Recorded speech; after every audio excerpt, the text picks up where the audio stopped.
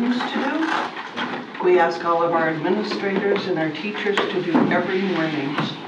And in many respects, I think a lot of people said, oh no, one more thing in the day. But I think it's a very important part of their day.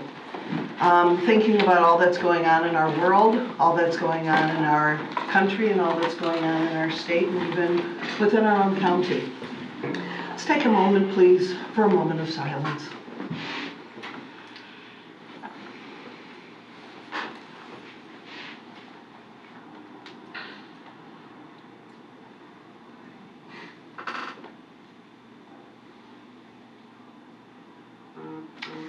Thank you. I'm going to call the workshop to order.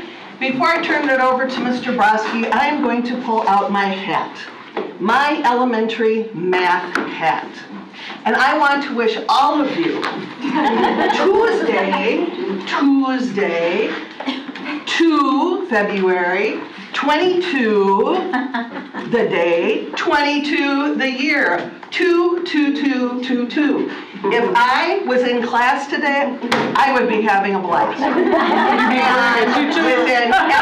And with every class break, or with every time I believe that we had to switch gears, I would probably do that favorite bingo number, toot toot, and everybody would join in. So, happy February 22nd, everybody. I don't know that I get this excited except for Pi Day. Seriously. So I just wanted to bring that up for everyone. A smile came on everyone's face. Welcome all of you to our meeting. Just quick note, there will be an opportunity for the public to ask questions during the workshop, at the end of the workshop presentation. Questions will be allowed, public comment will not be allowed. And if any of you wish to ask a question, just raise your hand. We are all friendly here. Ms. Kerkus, are you on the phone? I am, and by the way, Pi Day happens to be my birthday. Whoa! So you're asking for gifts now? Is that your second favorite day? Well, a tradition at Argyle Elementary, Ms. Kerkus, was that students who won a math competition got to pie someone in the face. So are you putting your name on that list for the students at Argyle Elementary? Actually, I don't know if they still do it. It was one of my legacies, shall we say. At this point, just a note, Ms. Kerkus is joining us by phone, and all other school board members are here. Mr. Broski, take it away. I don't know how to top that, but I guess in superintendent world, this is Happy Allocation Package Day. I'll be giving the presentation towards the end of this meeting. So, in our world, so we have Coppergate Elementary as our school showcase and our student showcase. We're going to recognize our Teacher of the Year and support school-related employee of the year. So, without further ado, I'll kind of jump into the agenda. Okay, the first one is the minutes from the school board workshop on January 25th and the discipline and the regular meeting on February 3rd. Is there any comments, questions? The next item is our proclamation for the Clay County Agricultural Fair. You know the district has a very strong relationship with the fair and the fair board. This year it's March 31st through April 10th is the Clay County Fair. Next we have the personnel consent agenda. Embedded within the personnel consent agenda, there's several job descriptions. I'm going to review those job descriptions in coordination with the allocation package to kind of show how they're interconnected between those two. Can I ask a question? Sure. Were the allocations on here? There's a buck right in front of you. Oh, okay, okay. They were All not. right, so, okay, thank you. With including those 6 new ones, Yes. those 6 new job descriptions, that's my question. Some would be on there, some would not. Okay, Because they haven't been. And when I get to that part, Okay, I'll go in thank you. detail Thank you. about it. That was my question too. The new allocations, they won't go in, the new job descriptions won't go in effect until the 22-23 school year? That is correct. Or will we be amending this year also? No, 22-23 school year. All right, thank you. Okay, we're up to number 4. The K-12 academic services out-of-state travel. Okay, number 5 is our summer programs. Let me just say that one of the things that we've done is we've continually added to our summer school programs. You've noticed this time there's additional 4th and 5th grade summer reading camp that's there. We've expanded our Algebra 1 boot camps. ESOL, what we're trying to do is, of course, expand and make up for some of the COVID slide that we see within our students. And so you'll see a very robust summer school program within that document. Next, this is kind of a celebration. We're going to add another ROTC officer to round out the 2 at Oakleaf High School. So this will be all of them. We have all Navy with the exception of Keystone. All of them now would have 2 instructors, so kind of a big deal. So I kind of question why it took so long, and of course they go on a waiting list based on funding, and now it's finally our turn, and so their AMI, I believe, is Wednesday night. Oakleaf High School, 6 o'clock. So There are 2 at Keystone. there are 2 at Keystone. Yes, okay, well, when you Now they said, all have 2. they all have 2, yeah, Which right, now there were 2. Oakleaf was the last. So now on to the next one is the approval of St. John's Classical Academy Charter Renewal. This charter renewal is a 15-year charter renewal under the statute. St. John's Classical can apply for the 15-year renewal, and they've done that. I am not sure if the board attorney wants to comment on this at all. Only to say that we don't have a choice. It's when they reach certain qualification level, they are entitled to, and the statute says we shall award the renewal contract as 15 years. The only other change is an increase in the number of students, and they have more than double the size of their fiscal plan. Increase the number of classrooms, and so the number of students is increased based on their request. And I think that was approved by their governing board, and I think that makes it also one of those things which we can't really oppose. Those are the only 2 major changes in their contract. The rest is just renewal of what we had. I did have a question, so 15 years is the amount, what was the previous, I know it wasn't that many. 5 before, so is there a reason why we're increasing, I mean, is that what they requested, or? Florida Statute 1002.33, subparagraph 18C, it says that if they, and I'll read it to you. Okay. A charter school that's received a school of A or B pursuant to 1008.34 in the 3 of the past 4 years and is not in a state of financial emergency as defined by this section is subject to an annual review of, let's see, they are entitled to, shall be granted a charter of 15 years. Okay. So They're considered high performing. Okay. That's why that. Thank you. I just didn't know if there was a set amount of years, or. if they get an A or B in the last 3 of their 4 reviews, then they're entitled to a renewal to go from 5 to 15. We discussed this at the same time when we did something before, I think, for the other charter school, and there's really nothing that we can do about it. Right. I mean, that's what it is, and that's kind of the way. They That's why we do opened it. a year before St. John's 2017. Classical? Oh, I don't know about. Or 2 years? The other the Clay charter. 2 years. 2 years. Okay, Yeah, that's what I knew that we had, yes. So we had the same discussion. Couldn't remember how long ago that was. Thank you. Okay. I do have a comment to make about this. Yes. Somewhere in the contract, I saw it, and I'm looking for it now and can't find it, but it references the charter a K-6, and I believe they're actually, are they up to a K-12 now?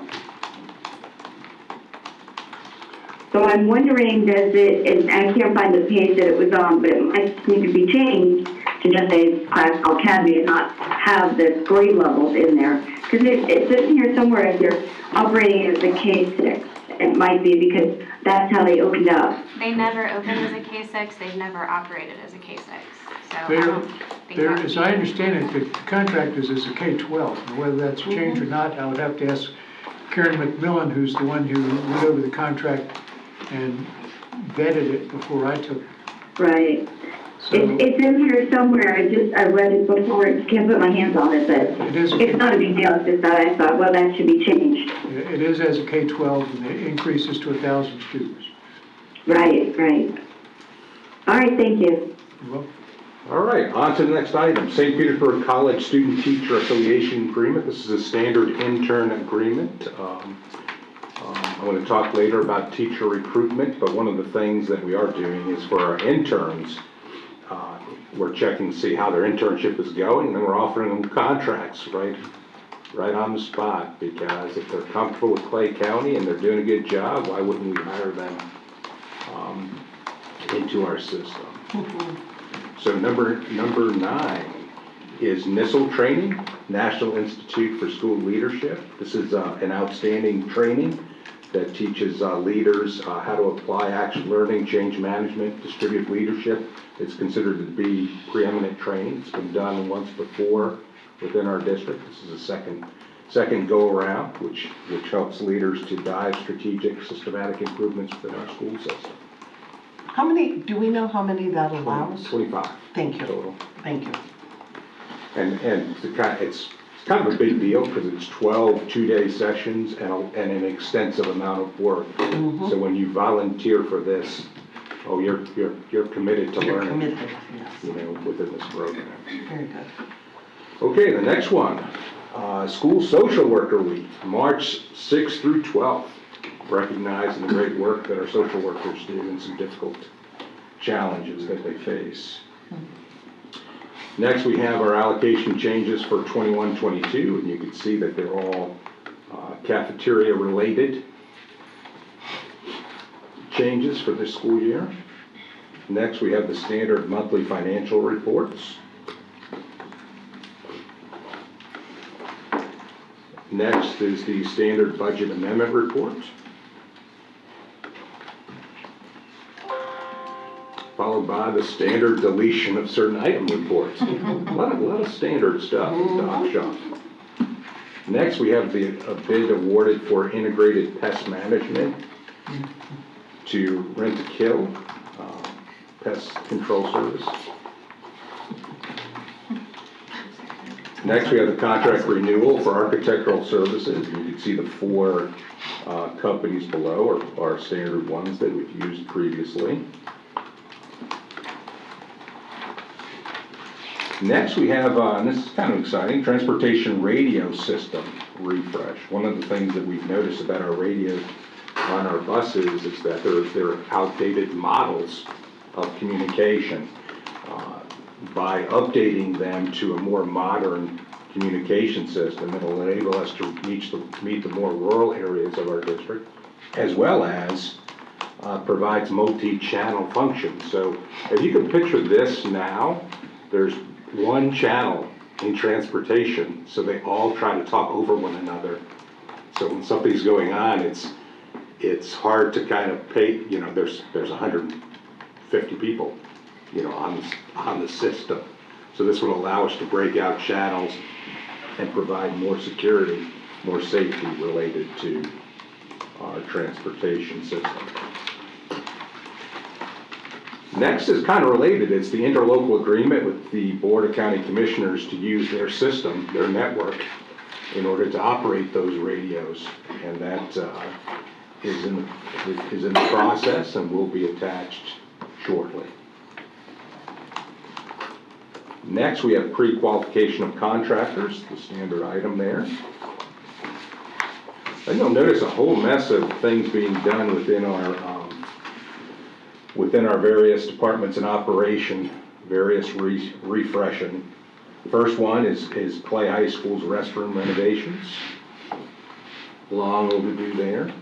Then we have Orange Park High School's front entrance security enhancements. To my knowledge, they're the last school to have single point of entry. And my understanding is very complex because it involves the whole office system just by the way Orange Park High School is built. So then that would take care of that, the security there. And then you have Middleburg High School roof repair and replacement on Building 1. Next is Spring Park Elementary School, the GMP, the bid package 2, which would be the site work and those things to get that project going.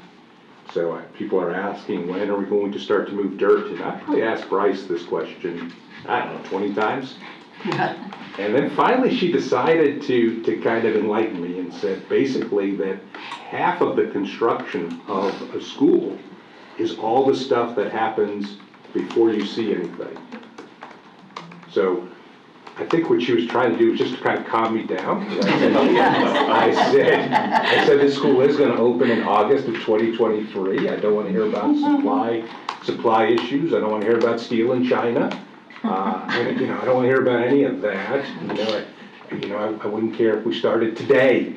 We should be on time with that. And she placates me very well, and just kind of puts me to the side and says, "Okay, yeah, don't worry, it'll happen." Right, and now I got Dr. Kemp too. I'll put Dr. Kemp on the hook for this one. All right. Do we get to do a groundbreaking? Yes. We're looking at May, early May to do that. Okay. And I was talking with Terry about getting that on the calendar, so. Do you want us to bring the hard hats that we got last time? We'll Still have mine. We'll have new hard hats. We'll get new hard hats, okay, thanks. Nice. New school hard hat. Well, I can tell you, I was out there last week and they tried to beat me up and said, "No way is this gonna be," I said, "It's gonna be ready." All the Yeah, people living out there. I'm with you. I just kind of see it and I say, Oh, I okay, had let's the- go. I had the Let's question over the weekend as well. We haven't seen anything yet, you're right. Permitted. Well, remember that when they called to complain about everything All the that's happening, noise and the okay. trucks and, yeah, right, exactly, the dust. So certainly recognize there's new complications that exist when building a new school, aside from the increased cost that everything is related to building. Also all kinds of issues with delays related to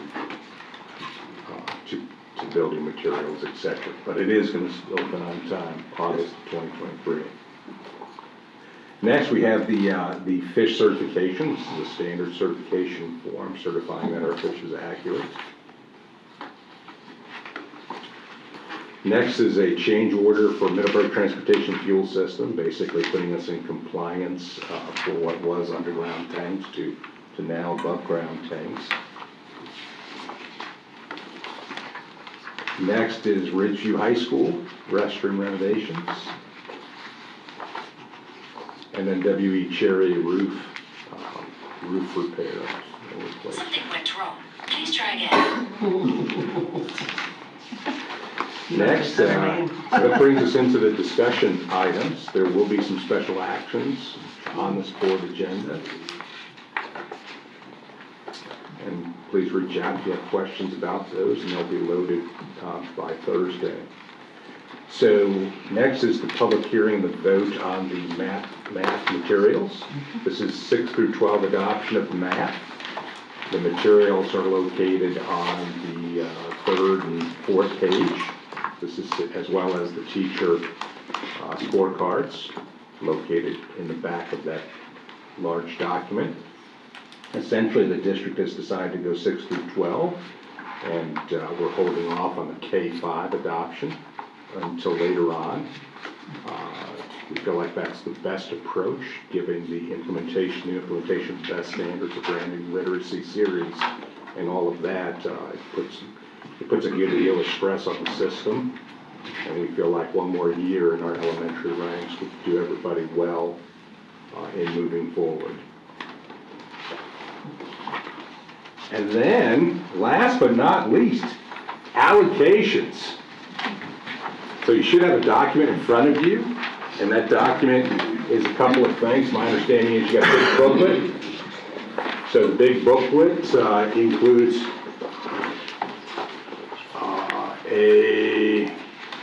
the PowerPoint is in your booklet that you're going to see up on the screen. As you know, this is every school within the district, and also the district office is included in this document. This is kind of exciting, and you probably didn't realize that the planning for next school years started months ago. And it's hard to believe, because you just start a school year and you're already looking to the next school year. And the first time that you really see that is today, when we start talking about the allocations for next school year, what those allocations are going to look like. So as we delve into this program, I kind of wanted to point out to you one thing, and I guess, Bonnie, I'm going to point to you. How's that? Okay, that works. So guiding principles, you know, it's exciting for me because school years go in cycles, right? You have the beginning of the school year, everybody kind of settles into the school year. The beginning of the school year, I say those first couple weeks is the honeymoon period. You know, everybody's happy, you know, parents are smiling, they're dancing as they drop their kids off after summer break to the school system, and then we kind of settle into the learning, and now this is where we turn the corner and say, okay, there's a lot of preparation for next school year that starts. And really, when you look at the allocation package, the guiding principle behind it was really three things: stability, fiscally conservative, and flexibility are really the three guiding principles for this allocation package. But I thought I'd take a minute and kind of explain the process by which this is done and kind of give some context to the whole thing. So you'll hear me talk more today than I usually do at a board workshop, because it's important. 80% of our budget is related to people. You have to get the people thing right if you want to be successful as a school district. But I'll also kind of point out that this is not a singular event. And I just remember this when I was a principal out at schools. It's become like a singular day. Remember the allocation process, while we're giving an allocation proposal today, it's really 4 months before the next school year starts. You still have the April board meeting, the May, the June, the July, right? So anything that is noticed it's not going to be an issue to adapt and overcome, therefore the flexibility piece of it. So it's not like, oh my goodness, on page 87 of the 100-page document, we're missing one of these, right? There's plenty of time in which to adapt to that. But just to kind of provide a big picture overview, and here's where being in HR previously kind of gives a little bit of advantage to the superintendent. There's really 3 different processes that are going on pretty much all at the same time. There's the allocation package, and it provides stability because we have 5,000 employees, and those employees would like to know, you know, if their annual, do they have a job next year? And so this is part of the whole process. The evaluation of those employees is occurring right now. Principals at the school level, principals have till March 11th in order to complete those evaluations. The allocation process, tied with the evaluation process, then leads to the reappointment process. So if you look at it this way, we're evaluating staff now. We're saying that these are the jobs we're going to have next year. And then in April, we're saying these are the people going into those jobs. And that's kind of the big, high level, what's happened in the school system. I always laugh because with 5,000 employees, we're not like a little speedboat that can turn around and shift really quick. It's kind of like, it's like the big barge, you know, moving ahead. It's not, it doesn't turn nimbly. So we need to create flexibility within this plan. So we not only took the district geographic information system and mapping software to kind of have projections, but we also took into account developments and construction projects within the county. We also took into account the staff allocation model, which is a mere formula. Number of students per class and what quantifies enough in order to have an additional position at that particular school. We also took into account the rezoning that the board's implemented in recent years. So in case you forgot, Oakleaf High School students to Orange Park High School, Oakleaf High School students to Ridgeview High School, Oakleaf Junior High students to Orange Park Junior High, Lake Asbury Junior High students to Lakeside Junior High, and Tynes Elementary School students to Coppergate. Why do I point that out to you? Because if you didn't get the idea that there's a lot of moving parts that go into that, and it took months to get to the point where we are today, okay, then I'll just flat out tell you that. And it got us to this point, keeping in mind all of those things, okay? After the allocation process, the reappointment process goes in waves or phases also, just like the allocation process. We reappoint the bulk of people in April. There are some people that didn't perhaps apply for renewal of their certification, or perhaps didn't have their evaluation completed. They get pushed to May, to June. It takes a couple months to get to the point where everybody's reappointed.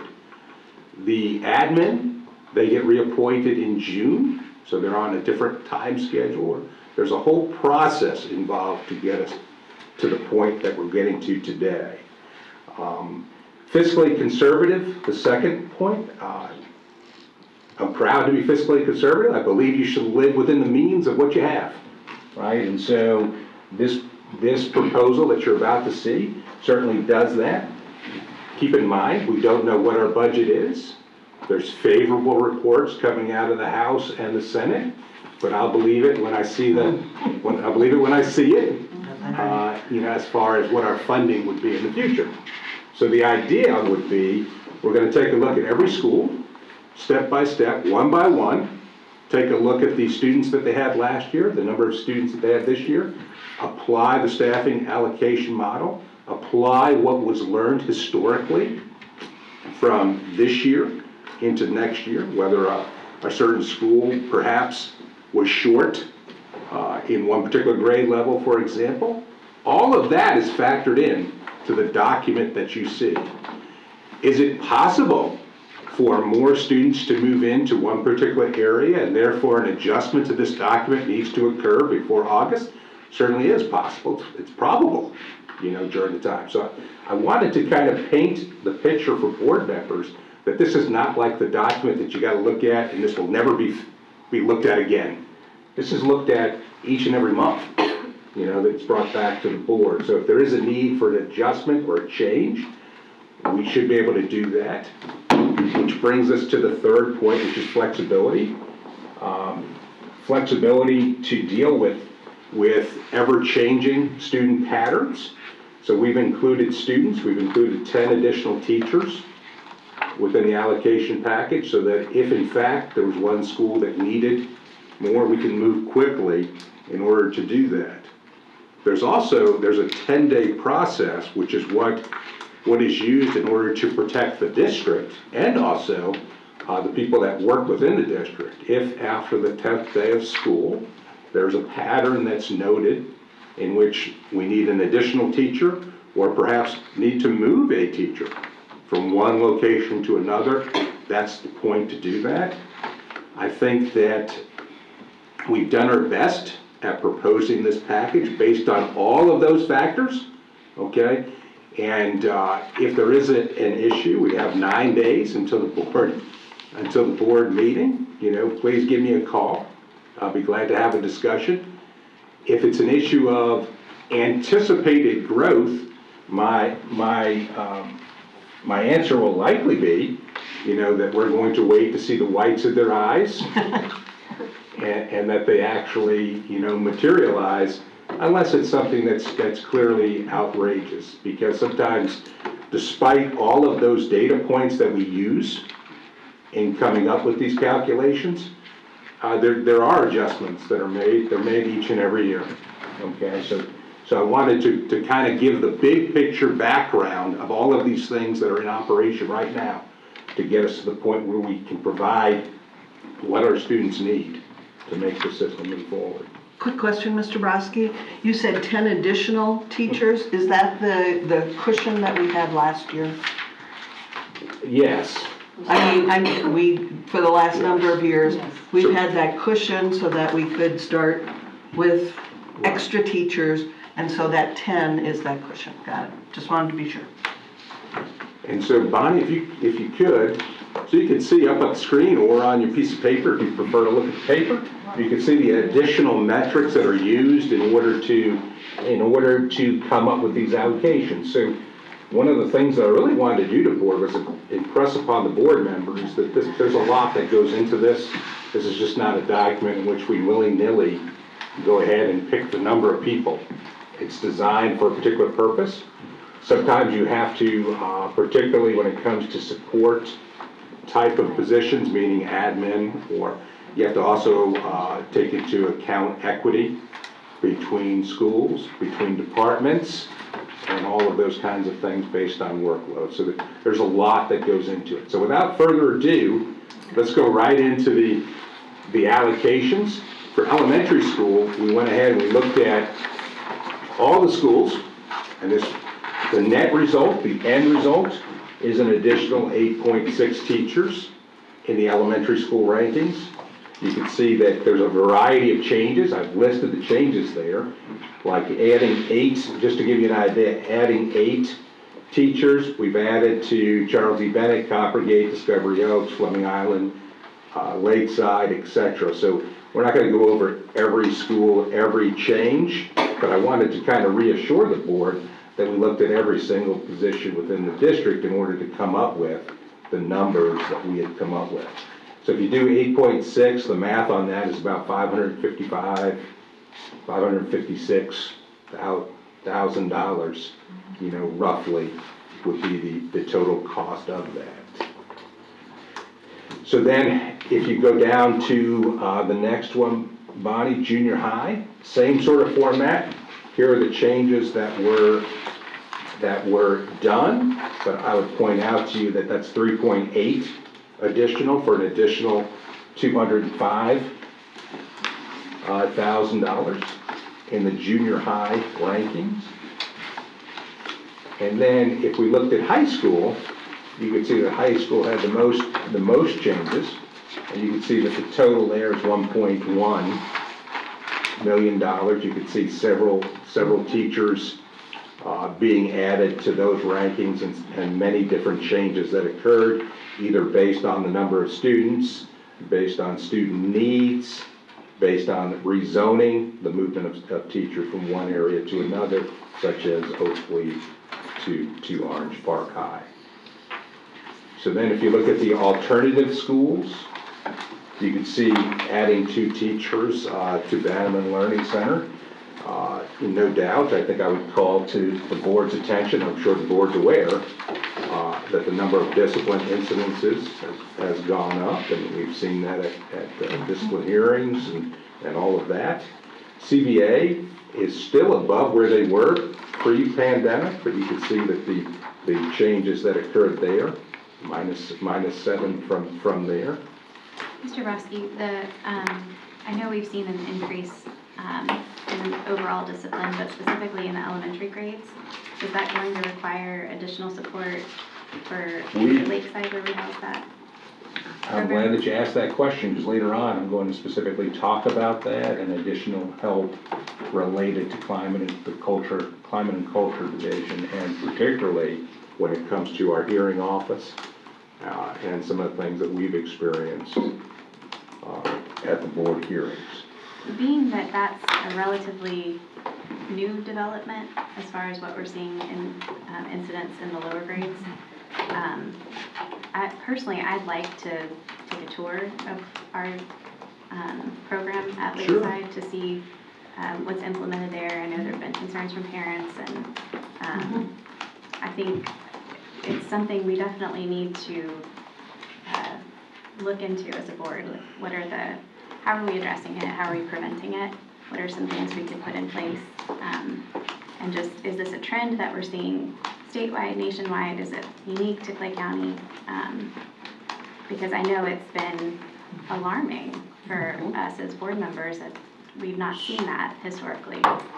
So I can assure you that it's not only a statewide trend. The superintendents at our conference, we've had lengthy discussions related to this particular issue, but it's also a nationwide issue, and you know, many have theorized that it's a result of pandemic / learned behavior from adults that we've seen in our society that then transfers over to schools. And so it's definitely high on our priority list. It's high on our list of what we're watching as a district, and I think you're seeing more and more of that being talked about. It's a very complex issue to try to resolve. And when you're dealing with people who are so young, that commit, a major offense, the how to deal with that situation based on the age of the student creates all kinds of challenges, related to that. So point well taken, Ms. Gilhousen, and certainly would welcome the tour to go out there and take a look at it and see what. Personally, I'd really like to dive a little bit deeper into what our discipline policies and procedures are in our elementary schools specifically, and what we can look into implementing to kind of catch it before it's an issue. Ounce of prevention, pound of cure, right? Character development and the teaching of moral virtue, I think, is something that is paramount, especially in those K-6 grades. And I know we have several programs in place, but we're not seeing, we've spent a lot of money on those programs, and we're not seeing the trajectory that I'd want to see in discipline issues with what we're implementing currently. Yeah, I think most definitely taking a look at it would be an outstanding idea. I think too, sometimes if you take a look at the world around us, and I'm just one that says it, I think it's my New York background that allows me to just say it. You see a world in which perhaps people are not as tolerant of one another. You certainly see this on social media and the world around you, and I don't think that I'm speaking out of turn or not just being plain and upfront about it. And so, part of the things that we need to do is also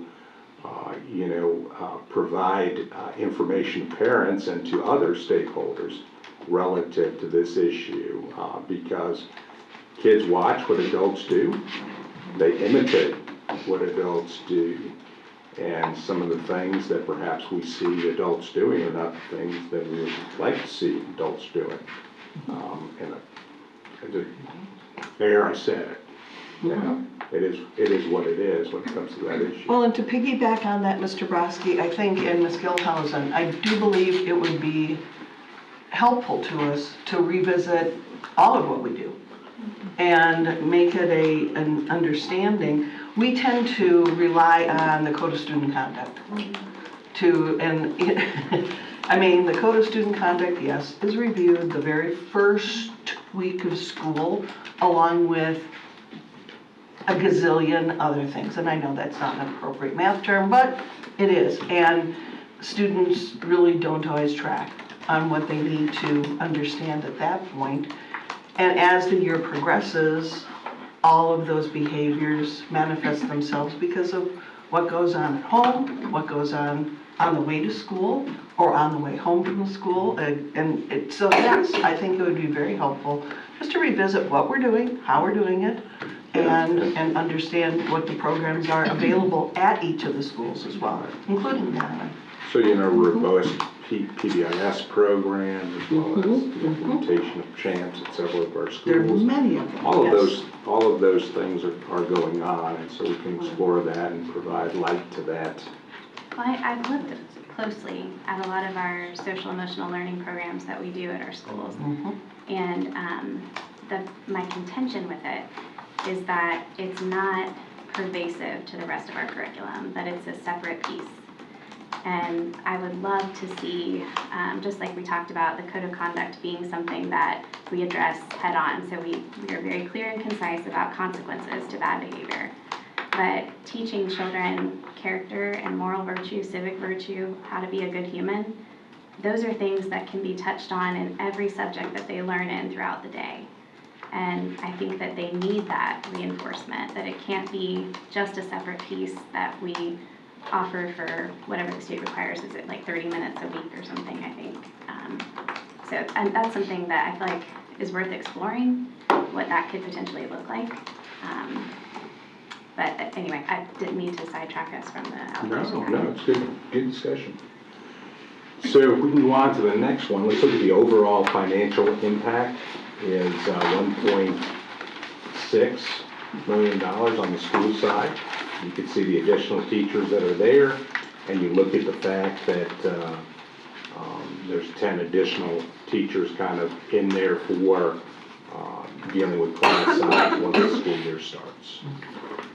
So I don't know why, but we just thought we'd make it bigger for you to see that. That's obviously So why. somebody said we were trying to hide the cost. We were not hiding the cost. Can I ask real quick how Sure. short we are, teachers, right now? We have about 23 classroom teaching positions open. I would say this about teachers in general. In order to, there's about 18, we think that there'll be almost 9,000 teaching positions in the state open. So there's no doubt that teacher recruitment is an issue. In order to deal with that, there's a robust plan in place. Really, there's three things you need to do. One, you need to provide supports to our teachers, and since you've taken me off place, I'm going to go out of place and kind of bring this back around. You'll notice supporting teachers, there's actually 2 job descriptions embedded within the personnel consent agenda. The job titles are teacher support coach and coordinator teacher support. The idea there, one tenet of teacher recruitment, is to actually retain them by providing them support. This would mostly be for our new or beginning teachers. However, I can see this expanding to other teachers that are in need of support. Teachers, when they come to work in Clay County, should want to work in Clay County and stay in Clay County. I really believe that. I always, have a whole picture of saying that the grass is greener. Anybody that tells me they want to go, I show them the grass, with a picture of Sue and I with green grass. And we talk about the reason why Clay County is a great place to work, which it is. We hire about 340 teachers a year. So if you take the retirements out of that, our retention rate is roughly almost 90%, which is a 10% turnaround.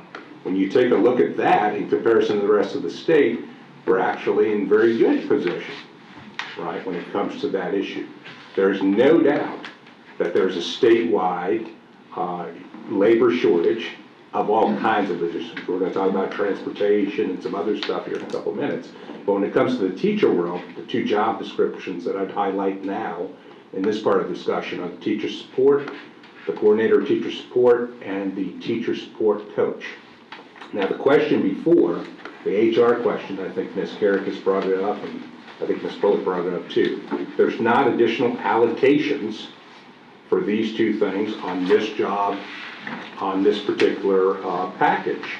There will be, and openly, there will be in future months. We're following the process of providing the job description 1 month and the allocation another month. Others, I'm going to ask for the board's permission when we get to that to do them both simultaneously, which of course we can do because it's voted on. The personnel consent agenda is voted on in the consent agenda, so therefore it's the first action in an HR perspective. And the allocation package is a discussion item, therefore voted second. Total normal process. Trust me, I've done that many times over my years to do that. But just to kind of get back to teacher support, that's one way. The second thing would be a robust recruitment plan. So I'm going to provide to the board here in about a week a written document on teacher recruitment, and it's going to talk about several things. As you know, we have a Paradigm program, which we take assistants within our classroom and kind of guide them through the process of becoming teachers. We also go to a variety of different institutions in order to recruit teachers. And also we're giving conditional contracts on the spot related to employment as a teacher. So there's several things that we're doing when it comes to teacher recruitment. So the third prong in teacher recruitment is create an environment that people want to work in. Right? It's really just that simple. Now I will say this, and I'll give all the credit to the board, because that's what my mom would tell me to do, and that is, look what we've done with insurance as a board collectively. Right? We contributed an additional $2 million for our employees the previous year so that there was no increase in insurance. If you take a look at the contracts that have been formed, both with our teachers and our support employees. I believe them to be very generous in comparison to other districts across the state. We've also had COVID leave.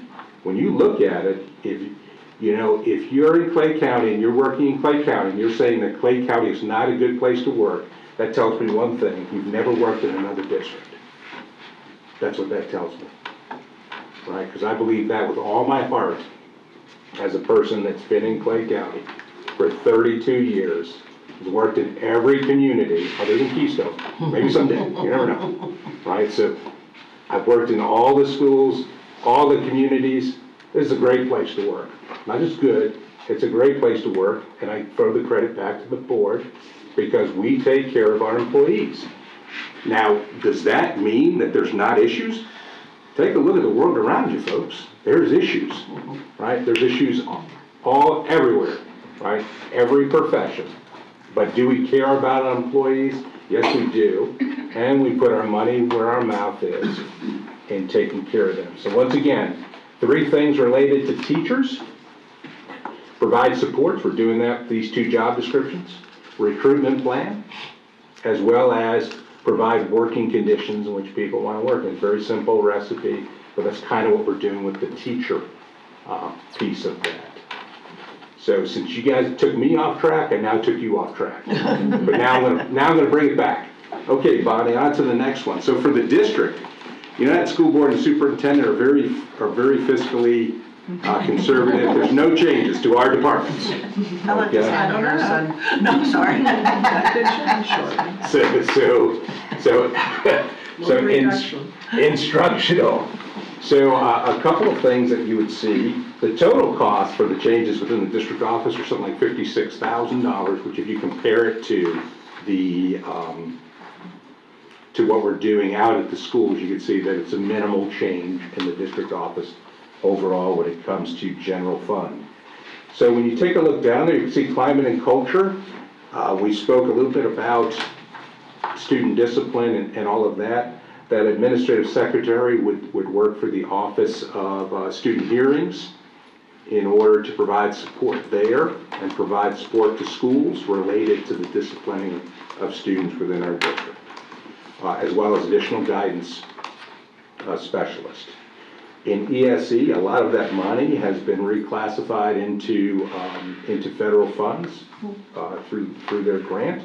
I would call attention to one position halfway down there. All the other positions are pretty standard, like our occupational therapy assistant. We've had an increased number of students involved, and therefore the increased need is there for that position. An additional behavior psych coach, again related to student behavior. Then you can see an accounting support assistant is deleted, and in favor you see the ESE program accountant. Okay, there's a job description within the personnel consent agenda, as well as an allocation within the document relative to this position. Please realize that almost $18 million of federal funding is involved in ESE programs, and the need to account for that in an auditable fashion is certainly there, and that is the primary reason or the primary purpose for this particular position. Then you can also see some of the additional ESE hospital homebound teacher, an additional licensed mental health counselor, again, all trying to meet the needs, of our students, and of course be within our budget. So that's the instructional division, which continues on to the next page. You can see that we deleted the data science coordinator from school improvement and moved them to elementary ed, because that work is primarily done through that particular shop. You can see that when it comes to school improvement, the addition of one administrative secretary is to the Office of School Choice. As we deal more with school choice options and programs, this would be Karen McMillan and her shop, as well as with the additions of charter schools. We find this to be a necessary item. On to the next one, you can see that Title I, you can see many changes within Title I, which is the norm each and every year based on the funding that each school has and what their program choices are. You can see that we get down towards the end of that. You can see the need for an additional ESOL curriculum specialist. You know, we're getting a higher an increase in ELL students within our district, and therefore providing more supports are necessary. There's no change to said that. And then when you flip on to the next one, Bonnie, you can see that facility and planning and accounting assistant, as you have Ed First and other programs, many construction projects going on, the need for that exists. Then you can see at the bottom the deletion of the building automation system specialist and the addition of the coordinator. It's a change there because of the additional responsibilities that position has. There is a job description within the personnel consent agenda relative to that particular position. Don't need to tell you that all of our air conditioning systems, lighting, all of that stuff is on the computer, and having people that can operate that is essential to our district. And aren't the programs sort of different from school to school as well? And these folks, they coordinate with synergistics. Truly, they have to learn. Well, they're trying to bring them all at the district office, and that's why we keep adding these systems. Got it. So we need additional support. Got it. To maintain Okay. all of them. Okay. An additional plumber, you know, based on need, is also on there. So then on the last one, operations, transportation, we'd like to add 2 area managers. I don't know if you know this, but there's no area managers for Keystone or for Greenco. It would make sense that we would do that. I don't need to tell you that I got a soft spot in my heart for transportation because of the challenges that transportation has seen this particular year. Not only is there a shortage of bus drivers, roughly about 1,800 statewide. We actually hired 25 bus drivers this year since the beginning of the year. The issue is we've also lost 25 bus drivers since the beginning of the year. And so that kind of puts you at the same spot that you were previously when it comes to recruitment. That is not to say that the board has not done extraordinary things in order to try to bring that in line. We've increased the salary. We've offered a $1,000 bonus. We've offered a referral fee. We also have a perfect attendance incentive put in there. Just in collaborating with my colleagues across the state, I was looking for any other technique, strategy being used. We got them all, right? An additional salary is always beneficial when you can go to Target, or you can go work for Amazon or somewhere else and get paid more. That's always a challenge, but I always feel like we're in a little bit of a bidding war. We had gone up to where a neighboring county to the east of us that has oceanfront and river property, I'm not gonna name that county, they increased their salary right after right after we had increased ours. So it becomes this ever increasing, and we of course have a budget, from the state, and so you don't have the freedom to just, keep outbidding, folks within that area. An additional thing that I would kind of point out is that, and we've had some folks, appear at board meetings in an attempt to be helpful and kind of pointing out, hey, you need more routes, you need more. Yes, that's true. It all comes down to people. If you hire more bus drivers, all of that, the issues with double backs and the other issues, that they all go away, because that's really the key to it. So it is true that we have many allocations. You put forth a ton of allocations that we will probably, in all likelihood, not be able to fill all of the allocations you provided. So there's really nothing the board can do relative to allocations and bus drivers. This is strictly a shortage of people willing to take on that particular job. So if somebody asks you what can be done with transportation, your answer should be Application. Put in an application and start driving. Get trained and then start driving. Right? I want you to go through the training first. I said, we'll And then train start, them. and that's really it. Another area that perhaps the board didn't recognize with transportation, the board, maybe 2 years ago, maybe 3, our fleet is like one of the best fleets in the state. We have air-conditioned buses, and all of those buses are equipped with video cameras. So an unintended consequence of having great, materials is that everybody wants something done with video. Like if a student is misbehaving on the bus, then everybody wants to see this particular video. So imagine, getting a discipline referral, and then you're trying to figure out where on the route a student allegedly, shot a spitball at somebody else, right?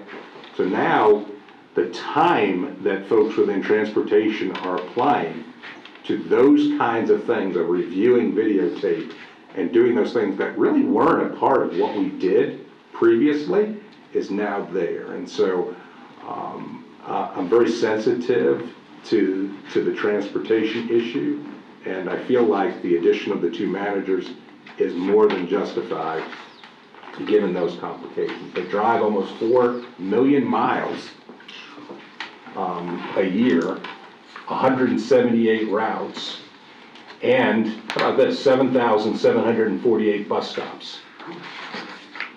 Like when I hear that, I think, oh my, it seems like a lot. So I appreciate the patience. They're also in charge of 546 vehicles within the district, which not only includes the buses, but the white fleet, as well as the police vehicles, trailers, all kinds of stuff goes under their jurisdiction. I will openly say, without, bargaining, that salary, particularly for mechanics and other folks within that area, need to improve. And when we get to that season again, I'm going to highly or strongly recommend that, because we can't hire the people into the positions that we need because we're not offering competitive enough salary in order to do so. So we'll have that discussion for a future day. Any questions about transportation? And some of those people in transportation at the district level have driven. I mean, they were former drivers, and so they've been called on to drive, because I've talked to 2 or 3 of them who've done that, so we know they. Our routing specialists and all of those folks do an incredible job trying to keep up with all of it. There's one thing that I call to the board's attention. I'm not asking for any action on it. I'm just simply pointing out, we're looking at almost 12,000 students are transported on our buses.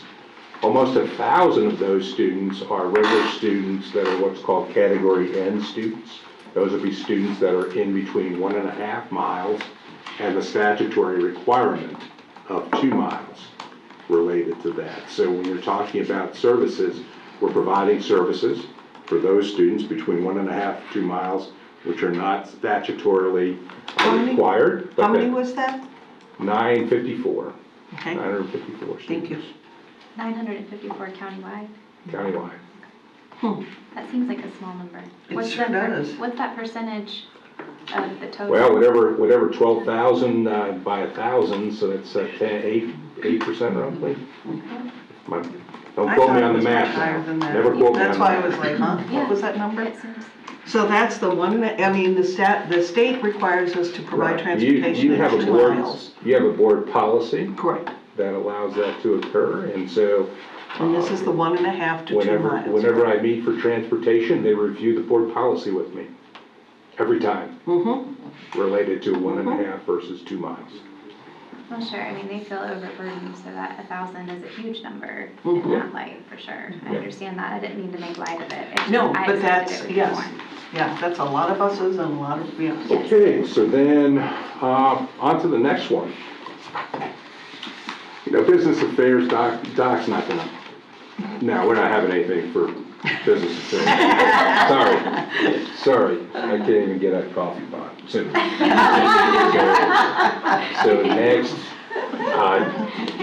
Department of Information Services, 2 data service assistants. You know, one of the things that we discovered, especially going to a new student information system, is that the quality of the data, you know, matters.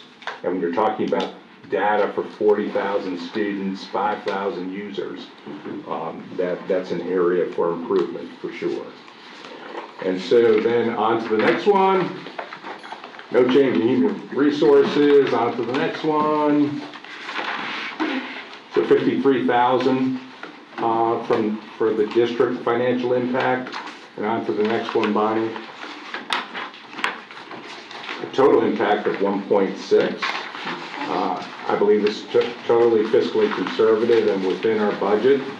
I will openly say that there'll be additional positions that will be recommended in future months, you know, as we move forward, such as the teacher support coach, the teacher support coordinator, etc.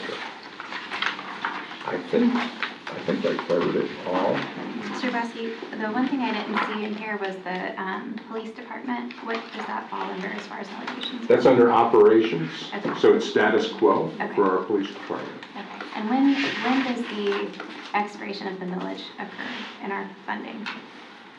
That's 22, right? This year, right? Mhm. Okay.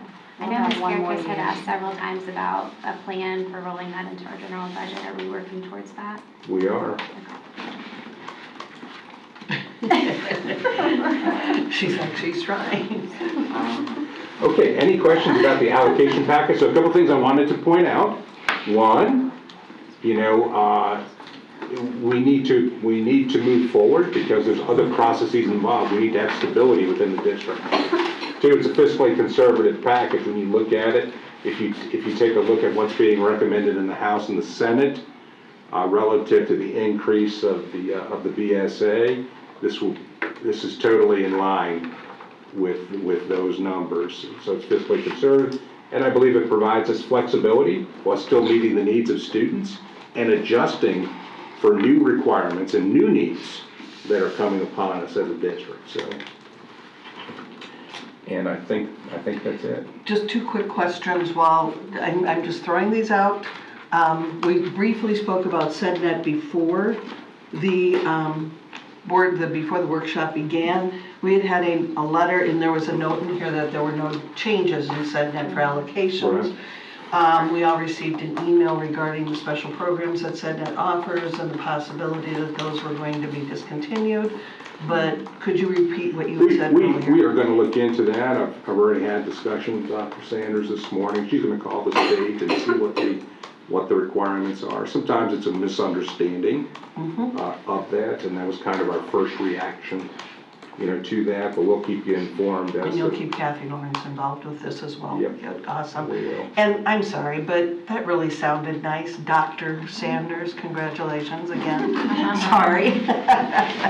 And secondly, we had been approached at our last board meeting regarding people who are in the drop program.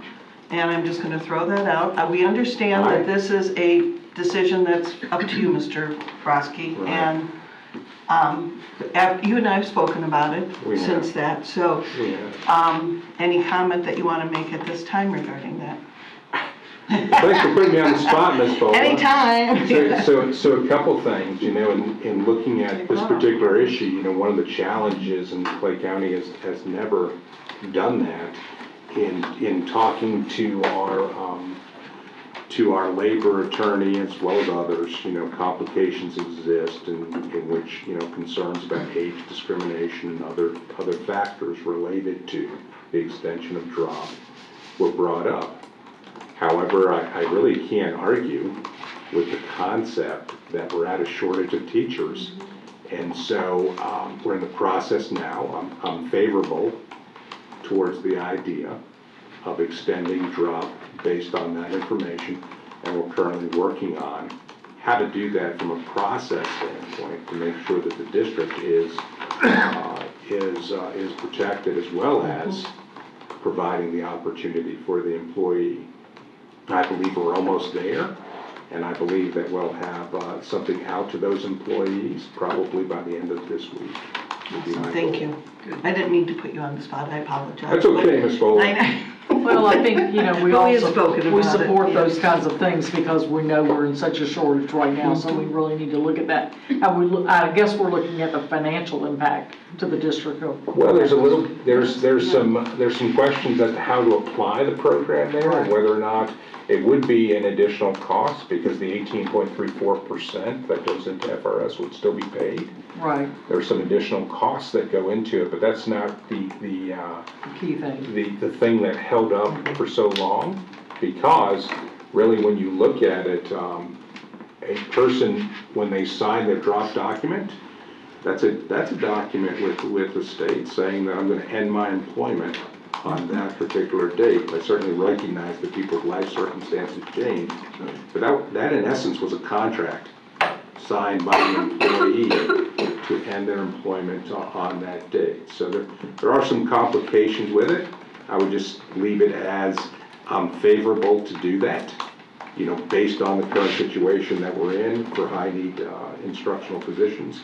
It makes sense. It's hard for me to not argue that way, but it's like so many of the things in my world, it's always a little more complicated than just that. Right, correct. So we're working out those details. I still have to have conversation with some other folks, including the board attorney, to feel comfortable to say, this is the plan moving forward. Well, and the other thing is, I know we got, I think an email from Ms. Lyons, and she said, I made that decision, but now I realize I've still got a few more years left in me, kind of thing, Right. and would love to continue on. So, you make that decision and then think, like you say, things change, So, but anyway, I hope we'll look at that because, again, we need good people, and if we've already got people trained and certified, because my concern, of course, is if we start getting people that, like in our substitutes, that we're listing the certifications, that kind of thing. So when we have certified people, it'd be nice to be able to extend them if we could. So thank you for looking into that. I appreciate it. Yes, ma'am. So the main holdup. I agree with Mrs. Bullock and all of you, Mr. Brodsky. I also am pleased to see that the district is looking upon this favorably because, like you just said, the experience is invaluable. When you do your research and have a decision and you send the correspondence out to our staff, just please copy the board so we know what's been said and we're in the loop so that when we get further questions, we can respond to them. I will. Thank you. So the main concern was with the contract that they signed that is in contingency with the state. So is it in essence that you need state approval for this, or? So the statute does allow for instructional personnel only. It doesn't apply to support or administrative personnel to extend annually for up to an additional 3 years. So the statute does provide for it. We also have contract language within our CCA contract that addresses that, and so there's always more. There's always more to the story than just this person wants to work and we need people, so let's hire them.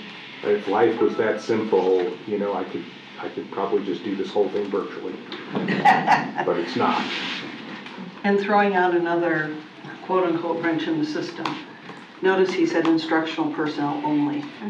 There are folks who are bus drivers who would love to come back. There are folks who are in other areas that eventually. So anybody could come back with the suspension of their retirement after 6 months. That's the problem, but or that's. fully within a year. Yeah. Under But that's, FRS rules. and in this situation, we're not talking about 6 months, or we're not talking about a year, we're talking a continuation. Sure. And therein lies the rub. So this sounds to me like something we need to be talking to the state legislation about, that we're in a unique situation here with a shortage in workforce, and maybe we need the state to look at suspending some of their. That's right. Because a lot of this, it sounds like, is kind of beyond our control. As far as how it affects somebody's retirement.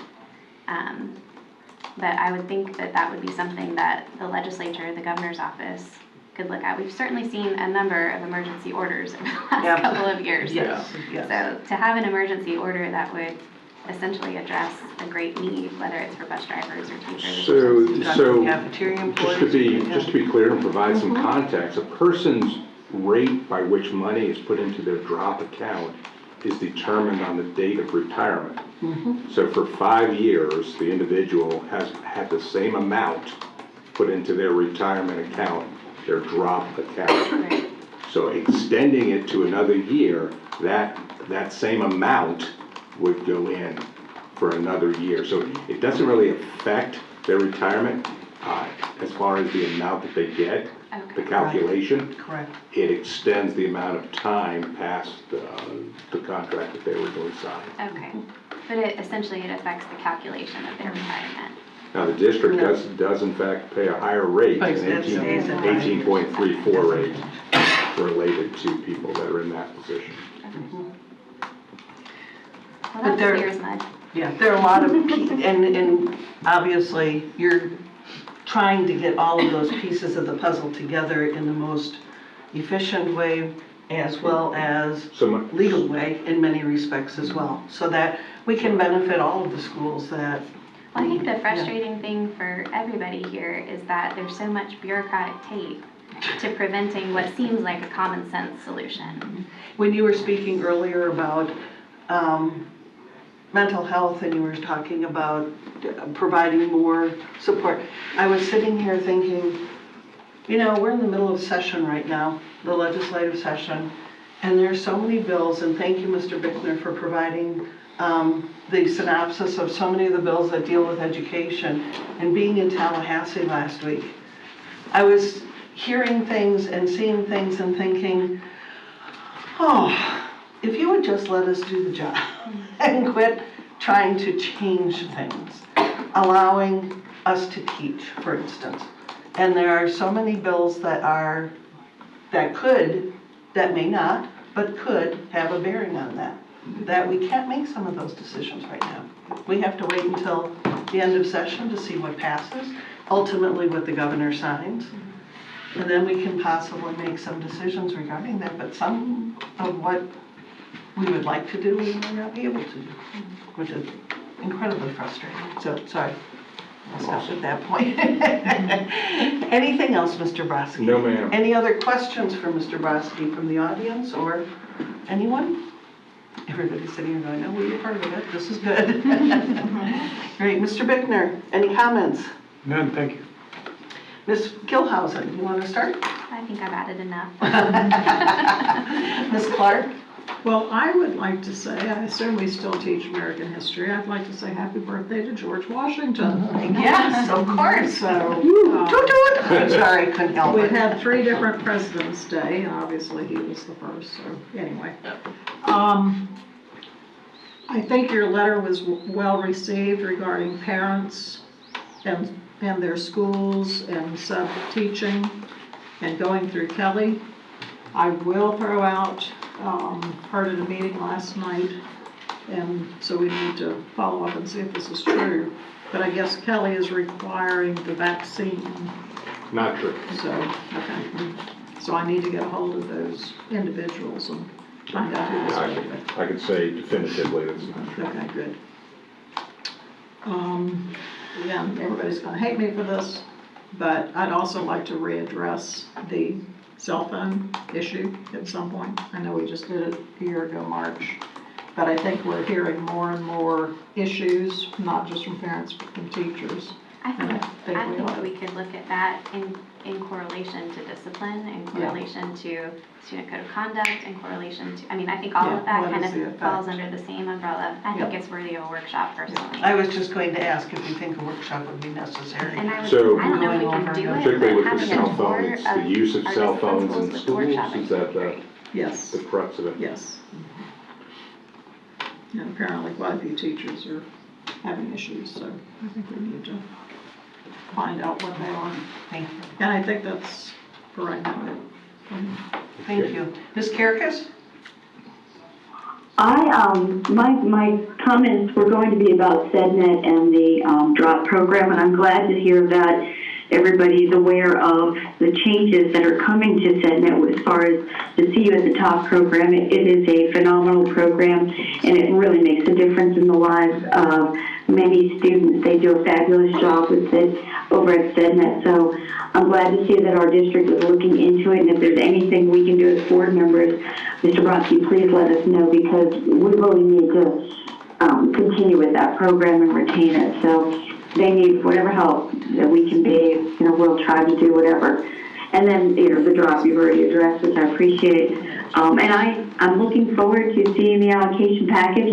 It sounds like everything's been covered as far as improvements to each department. I know when we are growing the way we are, that there has to be additional allocations, and I'm glad to see that we're addressing everything.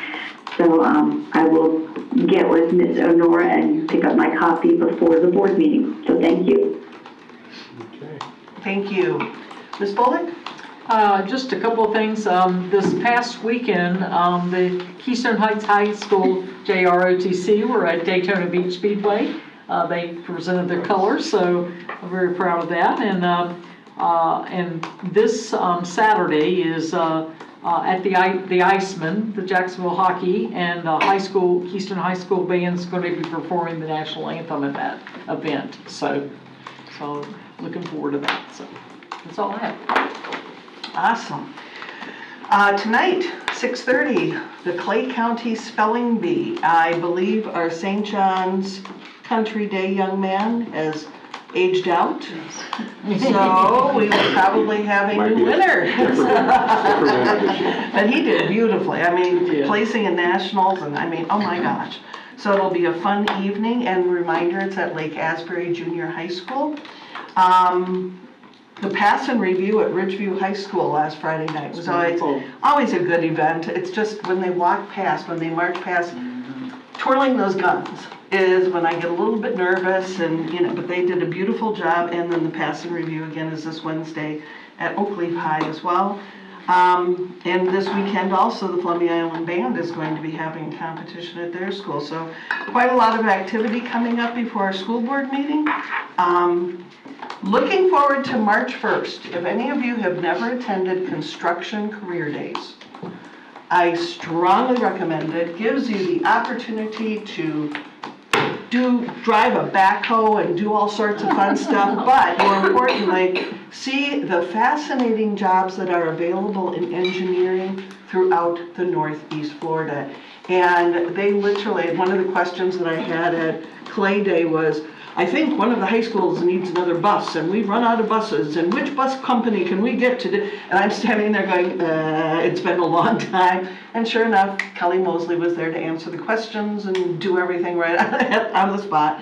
So it's fascinating how many companies bring all of their services together and just showcase everything that you can do in Northeast Florida.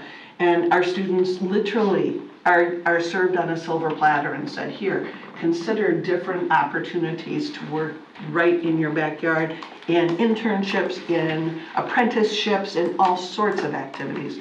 So phenomenal day, phenomenal opportunity, and I'm looking forward to attending it on Tuesday before our meeting. And then, of course, before the meeting on that day, if you've never attended the Fleming Island mock wedding, it is wonderful. So going to a wedding before the meeting. So anyway, any other comments or questions? Thank you all for being here today. Have a great day, and remember 2/22/22. Right. We are adjourned.